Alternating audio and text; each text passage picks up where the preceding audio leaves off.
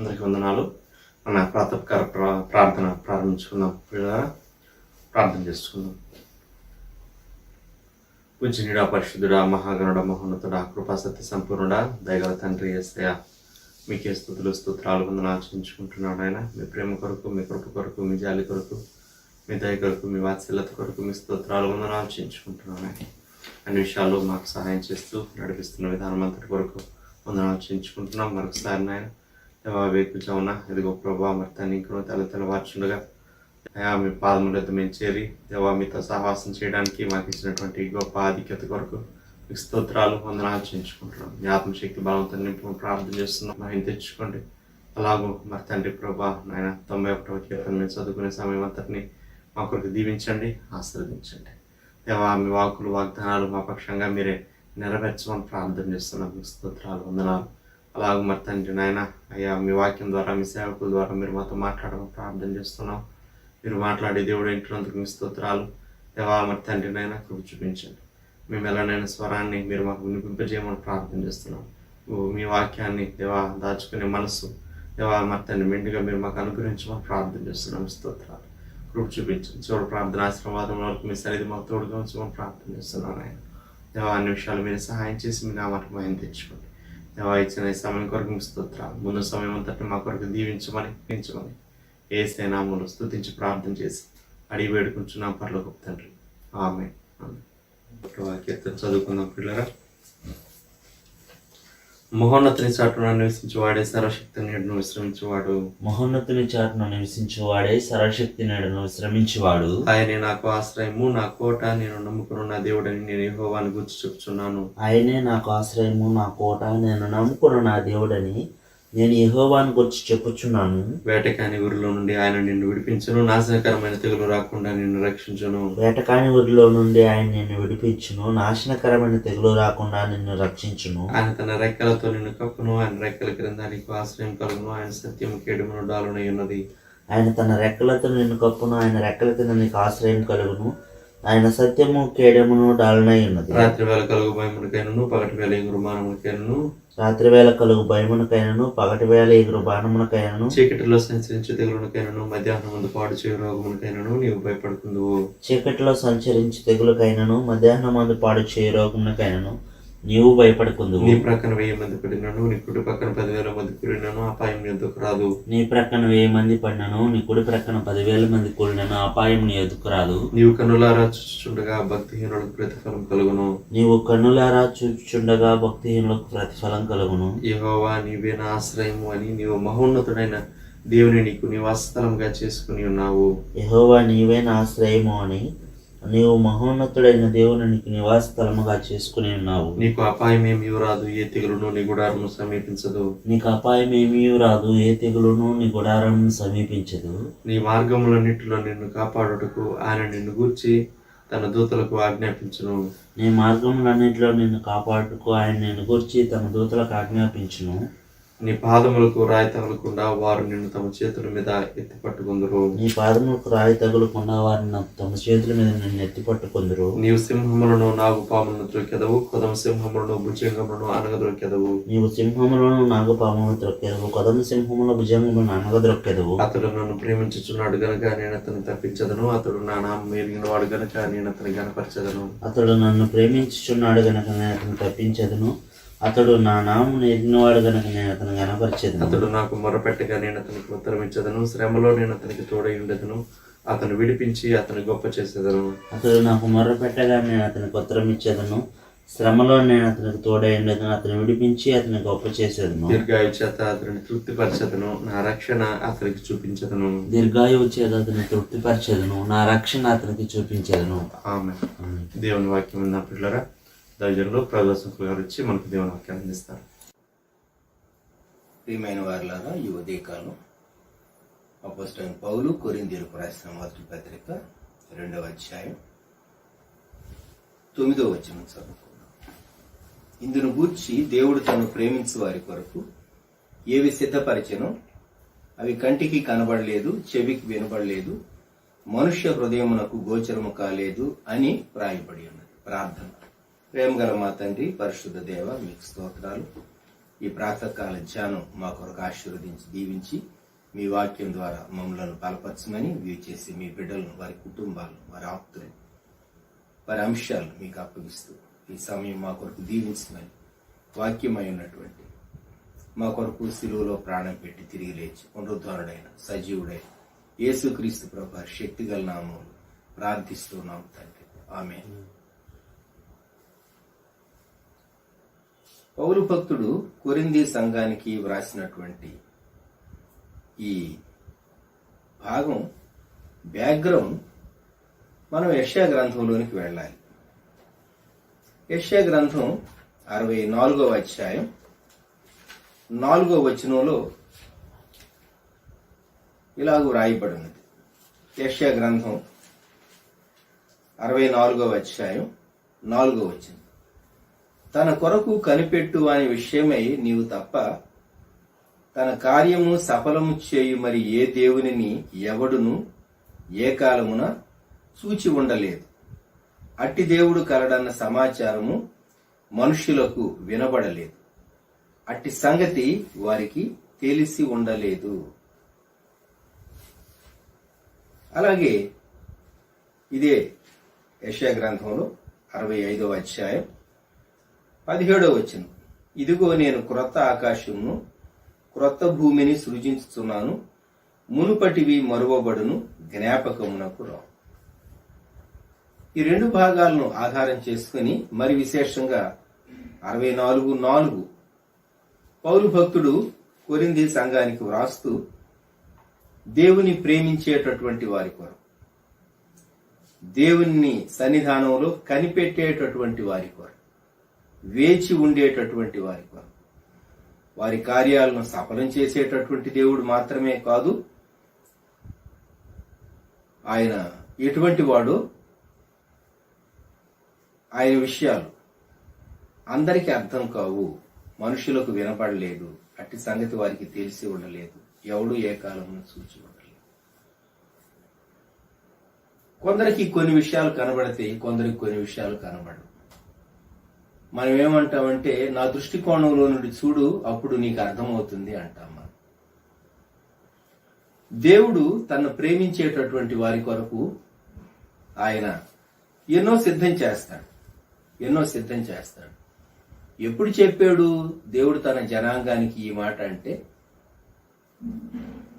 పాత నిబంధనలో క్రీస్తు పూర్వం 7వ శతాబ్దంలో దేవుని ప్రజలకు విడుదల అవసరమైనటువంటి కాలంలో, రెస్టోరేషన్ అవసరమైనటువంటి కాలంలో దేవుడు ఈ మాట చెప్పాడు.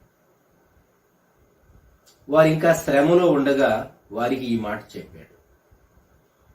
అటువంటి మనకు కూడాను ఈ వాగ్దానం తగినది. ఎందువలన అంటే దేవుడు మన కొరకు సిద్ధపరిచినవి, దేవుడు మన కొరకు ఏర్పరిచినవి. అవి కనబడలేదు, వినబడలేదు, అర్థం కాలేదు. కలిగింది కీడు కదా, కలిగింది శ్రమ కదా, కలిగింది వేదన కదా, బాధ కదా.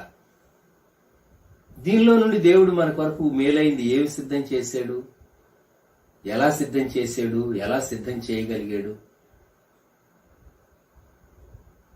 కొన్ని పరిస్థితులు మానవుడు దేవుని చిత్తానికి వ్యతిరేకంగా సాతాను చేత ప్రేరేపించబడి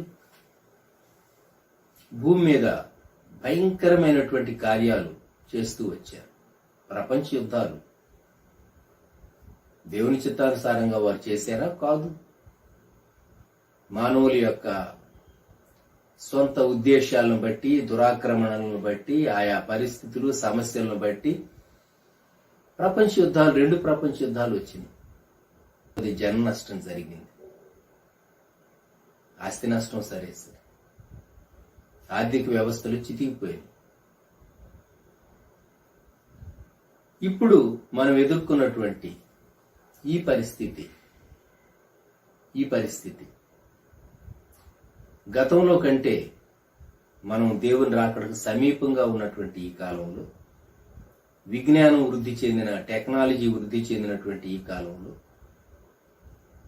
దేవుడు ఈ ఫేజ్ తర్వాత మన కొరకు ఏమి సిద్ధం చేశాడు? ఇశ్రాయేలీలకు చెరలో నుండి తిరిగి వచ్చిన తర్వాత రెస్టోరేషన్, తిరిగి పునర్నిర్మింపబడ్డ ఆయన ఎలాగూ వారి కొరకు సిద్ధం చేశాడో అలాగూ అని మనం భావించవచ్చు. 1 కొరింథీ 2:9 గూర్చి దేవుడు తను ప్రేమించి వారికి సిద్ధపరిచినవని కొందరు ఈ భాగాన్ని తీసుకుని ఏమనుకుంటారంటే, పరలోకంలోకి వెళ్ళినప్పుడు 65:17 ప్రకారం అంతా క్రొత్తమే, అంతా క్రొత్తది, అంతా నూతనమే, అంతా అద్భుతంగా ఉంటుంది. పరలోకాన్ని గూర్చి, నిత్యత్వాన్ని గూర్చి, నిత్యత్వంలో మనిషి ఉండబోయేటటువంటి దాని గూర్చి ఈ భాగం చెప్పబడింది అని కొందరు తలంచుతూ ఉంటారు. అయితే భూమి మీద దేవుని భక్తులైన వారు, విశ్వాసులైనటువంటి వారు అనుభవింపబోయేటటువంటి దాన్ని గూర్చి మరి విశేషంగా ఈ భాగము కోట్ చేయబడింది అని మనం గుర్తుంచుకోవాలి. ఈ 1 కొరింథీ 2:9 పైన ఆ తర్వాత క్రింద ఆ కాంటెక్స్ట్ మనం గమనిస్తే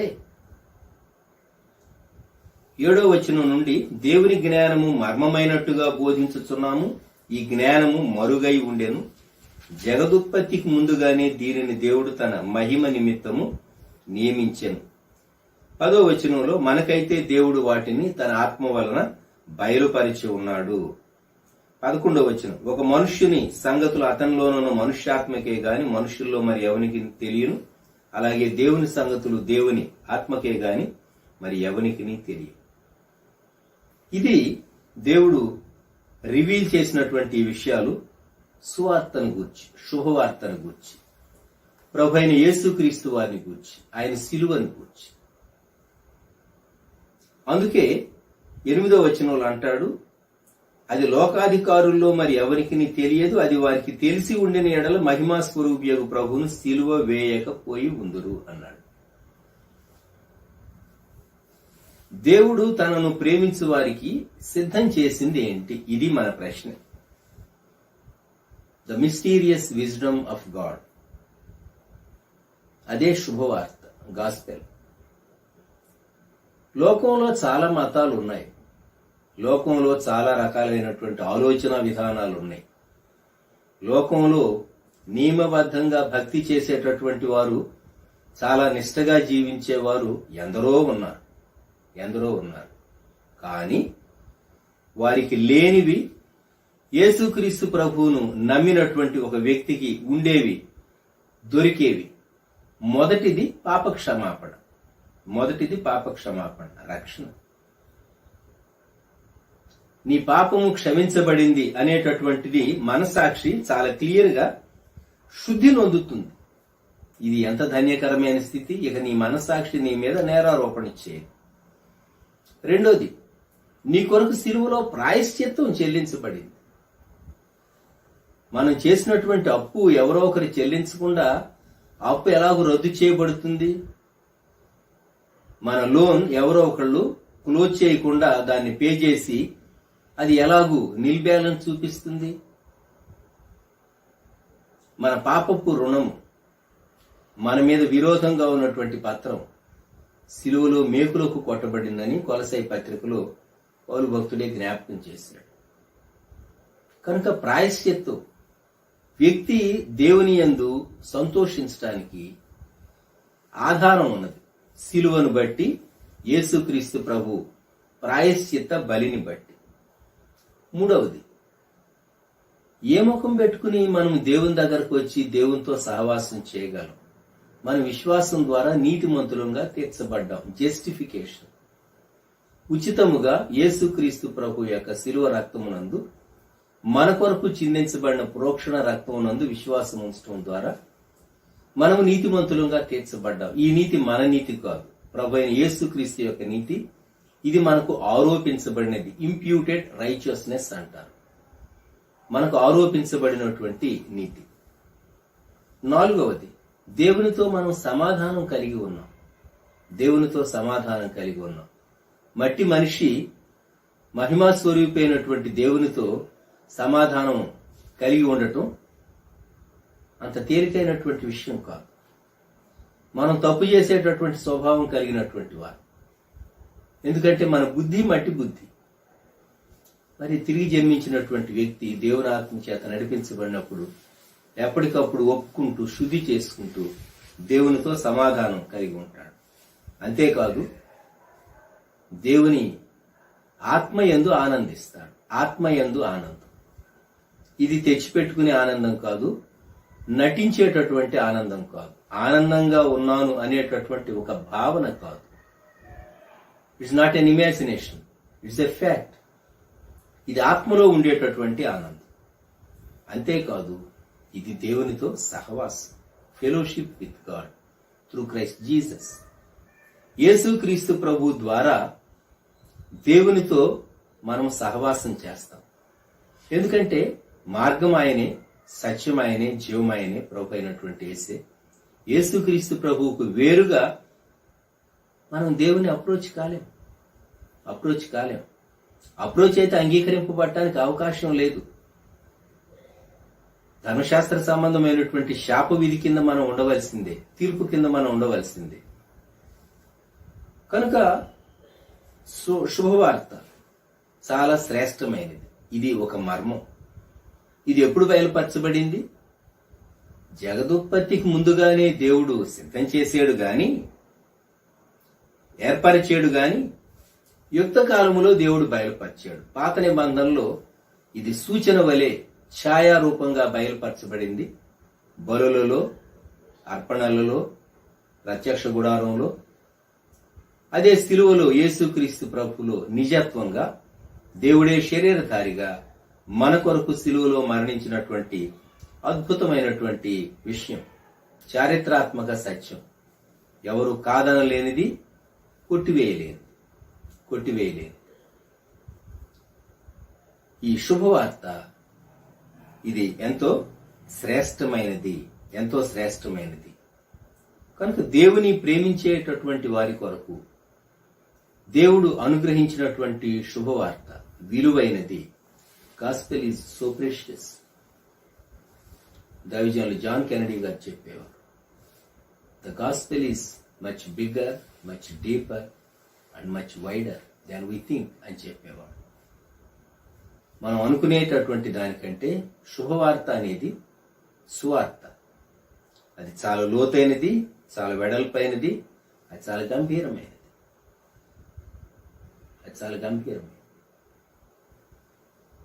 కనుక దేవుడు ఆయనను ప్రేమించేటటువంటి వారి కొరకు సిద్ధపరిచినవి శ్రేష్టమైనవి. మహిమలో దేవుడు ఎన్నో సిద్ధం చేశాడు ఆయన ప్రేమించిన వారి కొరకు. మనం మహిమలో, నిత్యత్వంలో, పరలోకంలో దేవుడు సిద్ధపరిచిన వాటిని గురించి మనం ఇప్పుడు సంభాషించడం లేదు. భూమి మీద దేవుడు తనను ప్రేమించినటువంటి వారి కొరకు సిద్ధపరిచినవి కంటికి కనబడలేదు, చెవికి వినబడలేదు, హృదయానికి గోచరం కాలేదు అని చెప్పబడింది.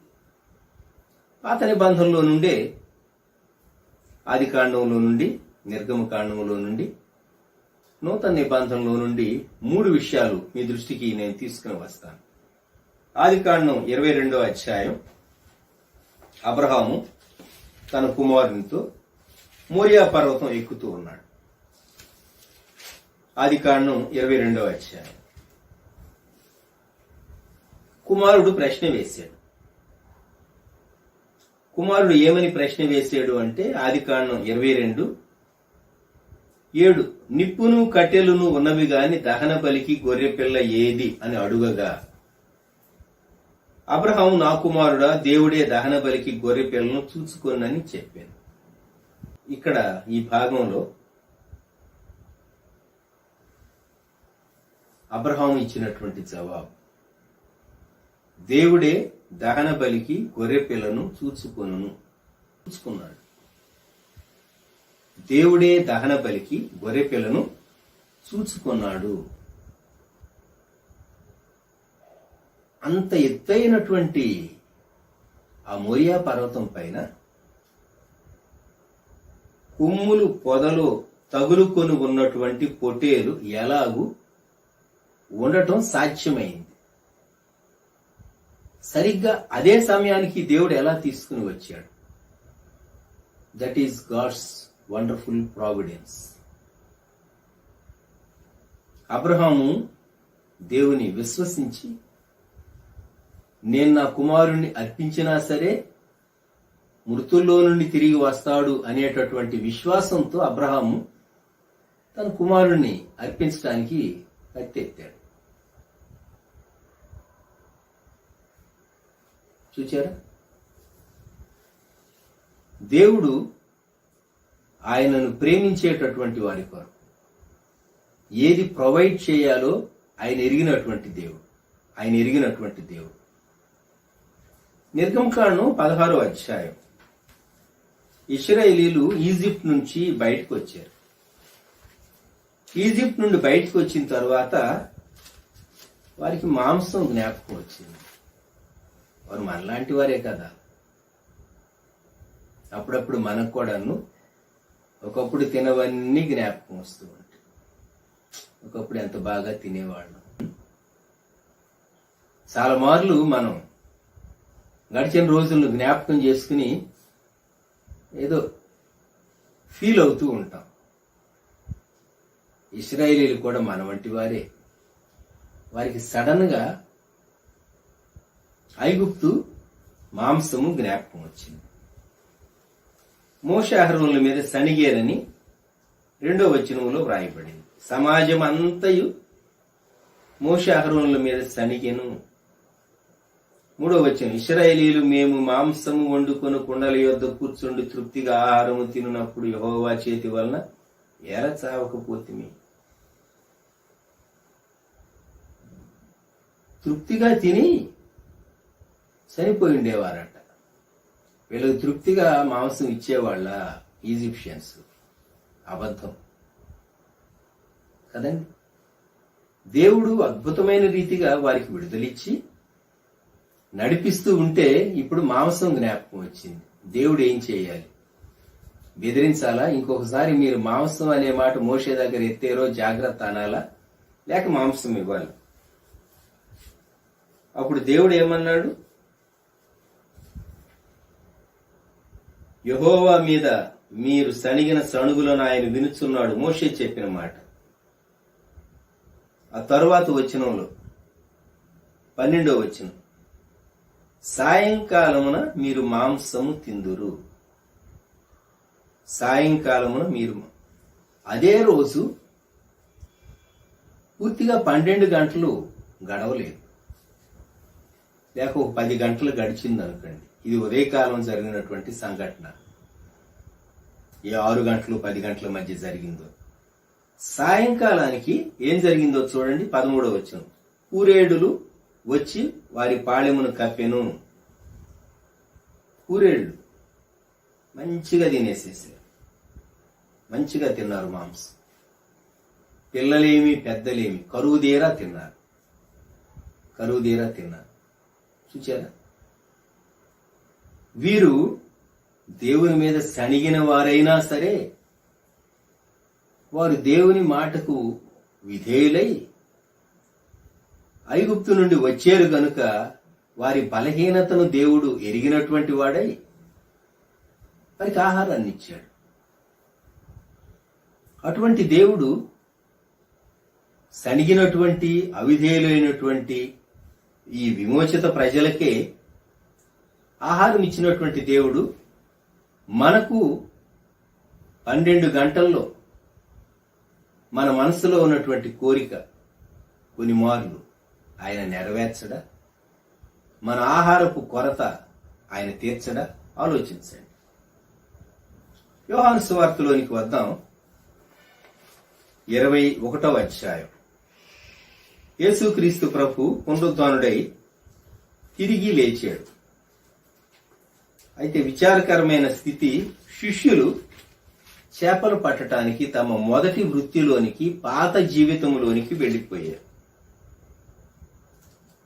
రాత్రంతా చేపలు పట్టడానికి ప్రయత్నం చేశారు.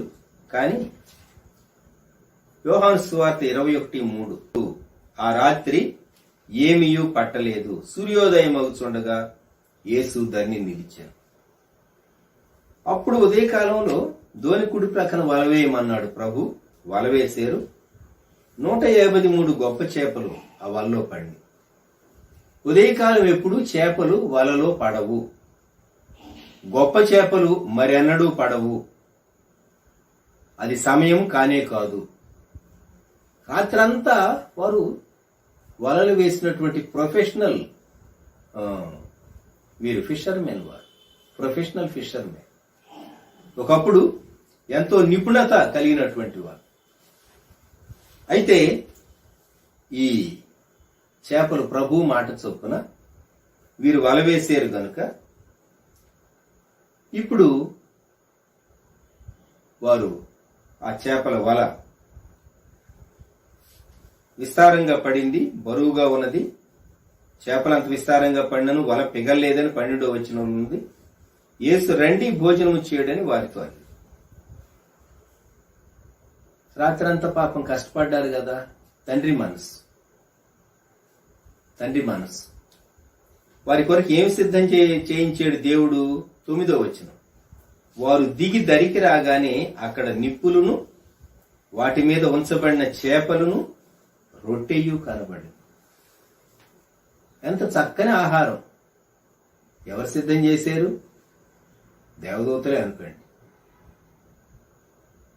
దేవుడు వారి కొరకు సిద్ధపరిచినటువంటి ఆహారం.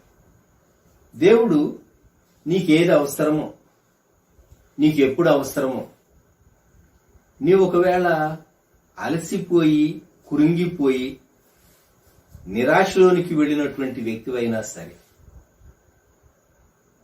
దేవుడు నిన్ను తిరిగి రెస్టోర్ చేస్తాడు. దేవుడు నీ కొరకు సిద్ధం చేసినవి ఎప్పుడు కనబడితే, ఎప్పుడు వినబడితే, ఎప్పుడు గోచరమవుతాయి, ఎప్పుడు అవసరమో అప్పుడు కనబడతాయి, ఎప్పుడు అవసరమో అప్పుడు వినబడతాయి, ఎప్పుడు నీకు గ్రాహ్యం కావాలో వాటిని దేవుడు అప్పుడు గ్రాహ్యపరుస్తాడు. ఇది మనము జ్ఞాపకం పెట్టుకోవాలి. మన బాధ్యత ఏంటి? నీవు దేవుని ప్రేమించాలి. నీ పూర్ణ హృదయంతో నీవు ప్రభువుని ప్రేమించాలి. మనం అంటాం, దేవుడు మనకు అనుగ్రహిస్తే నేను ఎందుకు ప్రేమించనండి? నేను అడిగినవన్నీ ఇస్తూ ఉంటే నేను ప్రేమించకుండా ఉంటానా? నీవు అడిగినవి ఇచ్చినా ఇవ్వకపోయినా నీవు దేవుని ప్రేమించాలి. కొన్ని మార్లు నీవు అడిగేవు, అది దేవుని సమయం కాదు కనుక దేవుడు అప్పుడు ఇవ్వడు. ఇవ్వనంత మాత్రం చేత ఆ సమయంలో దేవుడు ఇక ఎన్నటికీ ఇవ్వడానికి కాదు దాని అర్థం. అది దేవుని సమయం కాదు. God's timing is different. మనం మన జ్ఞానం చొప్పున ఇదే సమయం, ఇప్పుడే ఇవ్వాలి, ఇప్పుడే కావాలి, ఇప్పుడే నెరవేరాలి అని చెప్పేసేసి మనం ఉద్దేశిస్తూ ఉంటాం. గమనించండి, దేవునికి టైమింగ్ ఉంటుంది. God's timing. ఇప్పుడు మనం ఎన్నో శరీర సంబంధమైనటువంటి అక్కర్లు కలిగినటువంటి వారు, ఆత్మ సంబంధమైనటువంటి అక్కర్లు కలిగినటువంటి వారు. అంతేకాదు, ఈ సమస్యలన్నీ, ఈ పరిస్థితులన్నిటిలో నుంచి మనం వెళుతూ ఉండగా మన ఆత్మీయ జీవితానికి ఎంతో నరిష్మెంట్ కావాలి. దేవుడు అనుగ్రహించడానికి సాలినటువంటి వాడు. దేవుడు ఎవరినైతే యేసుక్రీస్తు ప్రభువులో పిలిచాడో, పిలిచినటువంటి వారు సొమ్మసిల్లినప్పుడు, అలసినప్పుడు, జీవిత సమస్యలతో పోరాడి, దేవా నేను బలహీనుడుగా ఉన్నాను, నన్ను కనికరించు, కృప చూపించు, మరణపు అంచుల్లోనికి నేను వచ్చి వేసాను అని దేవుని వైపు చూచినప్పుడు ప్రాణాన్ని తెప్పరిల్లి చేస్తాడు. దేవుడు నిన్ను ప్రేమిస్తున్నాడు. నీ విధి నా విధి, మనము దేవుని ప్రేమించాలి. దేవుని ప్రేమించేటటువంటి వారి కొరకు భూమి మీద ఆయన సిద్ధపరిచినవి కంటికి కనబడలేదు, చెవికి వినబడలేదు, హృదయమున గోచరం కాలేదు. ఆ సమయం వచ్చినప్పుడే కనబడతాయి, ఆ సమయం వచ్చినప్పుడే వినబడతాయి, ఆ సమయం వచ్చినప్పుడే అర్థమవుతుంది. మిగిలినప్పుడు అది అన్సాల్వ్డ్ క్వశ్చన్ లాగా ఉంటుంది, మిస్టరీ లాగా ఉంటుంది. వాస్తవంగా శుభవార్త, గాస్పెల్ అనేది బయట వాళ్లకు అది అర్థం కానటువంటిది. కానీ యేసుక్రీస్తు ప్రభువులో ఉన్నటువంటి వారికి శుభవార్త దేవుని సన్నిధికి మనల్ని తీసుకుని వచ్చి మనల్ని బలపరిచి నడిపించింది. ఈ ప్రాతకాల సమయంలో ప్రభు సన్నిధానంలో ఈ వాక్య సందేశం వినేటటువంటి దేవుని బిడ్డలైనటువంటి మీకు నేను జ్ఞాపకం చేయగోరేది, ఈ శ్రమానుభవం తర్వాత దేవుడే సిద్ధపరుస్తాడు. అలాగే వెనుకకు జారినటువంటి తన శిష్యులను తిరిగి రెస్టోర్ చేయటానికి కఠినంగా మాట్లాడి ఉండొచ్చు, కానీ ప్రేమతో మాట్లాడి వారి కొరకు, వారు ఏ చేపల కొరకు వెళ్ళారో సమృద్ధి అయినటువంటి క్యాచ్ 153 గొప్ప చేపలు. 153 గొప్ప చేపలు. కొందరు భక్తులు ఏమంటారంటే, మనం దేవుని స్తుతించడానికి 153 కారణాలైన వెతుక్కుంటే చాలా మంచిది అంటారు. 153 రీజన్స్ దేవుని స్తుతించడానికి. ఆ చేపల వలలో విస్తారంగా పడినటువంటి చేపలు లెక్క వేయబడినవి, లెక్కలేనని చేపలు కాదు. 153, 153 పెద్ద చేప. మనం మన జీవితంలో దేవుడు మనకు రానిచ్చినటువంటి పరిస్థితులన్నింటిలో ప్రియప్రభ, ఇశ్రాయేలీయులు శ్రమలో ఉన్నప్పుడు యెషయా గ్రంథంలో చెప్పబడినటువంటి మాట 64:4 మరొకసారి మనము జ్ఞాపకం చేసుకుందాం. యెషయా గ్రంథం 64వ అధ్యాయం 4వ వచనం. తన కొరకు కనిపెట్టు వాని విషయమై నీవు తప్ప తన కార్యము సఫలము చేయు మరి ఏ దేవునిని ఎవడూ ఏ కాలమున చూచి ఉండలేదు. అట్టి దేవుడు కలడన్న సమాచారం మనుషులకు వినబడలేదు. అట్టి సంగతి వారికి తెలిసి ఉండలేదు. దేవుడు ఎట్టివాడు, మన దేవుడు ఎట్టివాడు 64, 65 అధ్యాయాల్లో చాలా స్పష్టంగా వ్రాయబడింది. ఆయన ప్రేమించేటటువంటి వారి కొరకు వారి పనులను సఫలం చేసేటటువంటిది. ఈ ఉదయకాలం మనం ప్రభు వైపు చూస్తూ, ప్రభు ముందున్నటువంటి దినాల్లో నీవు మా కొరకు సిద్ధపరిచినవన్నీ మేము స్వతంత్రించుకోవటానికి, మేము అనుభవించడానికి మమ్మల్ని సిద్ధపరచు. నీ కృప దయచి, మాకు సహాయం దయచి. కంటికి కనబడనివి కంటికి కనబడేటట్టు, చెవికి వినబడనివి వినబడేటట్టు, హృదయానికి అర్థం కానివి గోచరం కానివి మనోనేత్రాలకు కనబడేటట్టు, దేవుడే ఏ సమయానికి ఏది అవసరమో ముందున్నటువంటి దినాల్లో మనకు సమృద్ధిగా అనుగ్రహించి మనల్ని బలపరచాలి అని కోరుకుందాం, ప్రార్థన చేసుకుందాం. ప్రేమగల మా తండ్రి, పరిశుద్ధ ప్రభువా, గొప్ప దేవ, మా రక్షక, మీకు వందనములు, స్తోత్రములు, స్తుతులు చెల్లిస్తూ ఉన్నాం. ఈ సమయంలో తండ్రి 1 కొరింథీ 2:9 మేము జ్ఞాపకం చేసుకుని క్లుప్తంగా ధ్యానించడానికి మీరు సహాయపడ్డారు. మేము మిమ్మలను ప్రేమించేటటువంటి వారంగా, సిలువలో మా కొరకు రుజువుపరచబడినటువంటి దేవుని ప్రేమ సూర్యుపైనటువంటి ప్రభు అయిన యేసుక్రీస్తును, ఆయన రక్షణను, ఆయన రక్తమును అంగీకరించి ఆయన విలువైన రక్షణను పొందినటువంటి వారంగాను మేము మీకు అప్పగించుకుంటూ ఉన్నాం. లోకమునకు శుభవార్త అర్థం కాలేదు, రక్షణ యొక్క ఔన్నత్యం అర్థం కాలేదు, రక్షణ యొక్క విలువ అర్థం కాలేదు, యేసుక్రీస్తు ప్రభువులో ఉన్న శ్రేష్టత అర్థం కాలేదు. మీ కృపను బట్టి మాకైతే అర్థమయ్యేటటువంటి భాగ్యం మీరు మాకు ఇచ్చారు. అయితే భూమి మీద మేము జీవించే కాలంలో సహా మాకు అవసరమైన ప్రతిదీ మీరిచ్చి మమ్మలను బలపరిచే మంచి దేవుడుగా మీరున్నందుకు స్తోత్రాలు. యెహోవా ఈరే అని ఆదికాండం 22వ అధ్యాయంలో మీరు రుజువుపరుచుకున్నారు. అలా నిర్గమకాండంలో వారు మాంసం కోరుకున్నప్పుడు పూరేళ్లు పంపించి వారికి సమృద్ధి మాంసం ఇచ్చారు. ఆ పిదప వారికి మన్నాను మీరు అనుగ్రహించారు. అలాగే మీ శిష్యులు వెనుకకు జారిపోయినప్పుడు సహా వారిని ఎంతో ప్రేమతో రెస్టోర్ చేసి వారికి విస్తారమైనటువంటి చేపలు ఇవ్వటమే కాక చక్కని భోజనం వారి కొరకు మీరు సిద్ధం చేసి దసినటువంటి వారి దేహాలను బలపరిచారు. వారి ఆత్మలను తిరిగి మీరు రెస్టోర్ చేసినందుకు, ఉజ్జీవింపు చేసినందుకు స్తోత్రాలు. ప్రభా, ఈ సమయంలో మేము మీ వాక్యం ద్వారా హెచ్చరిక పొందుతూ ఉన్నాం. మమ్మలను బలపరచండి, ఆశీర్వదించండి. మీ సన్నిధి తోడుగా ఉంచి సహాయం చేసి మహిమను పొందుమని యేసుక్రీస్తు ప్రభు వారి శ్రేష్టమైన నామములో ప్రార్థించి స్తుతించి వేడుచున్నాము తండ్రి, ఆమేన్. మన ప్రభువైన యేసుక్రీస్తు వారి కృప, దేవుని ప్రేమ, పరిశుద్ధాత్మని అన్యోన్య సహవాసం సదాకాలం సంగమునకు తోడై ఉండును గాక. ఆమేన్.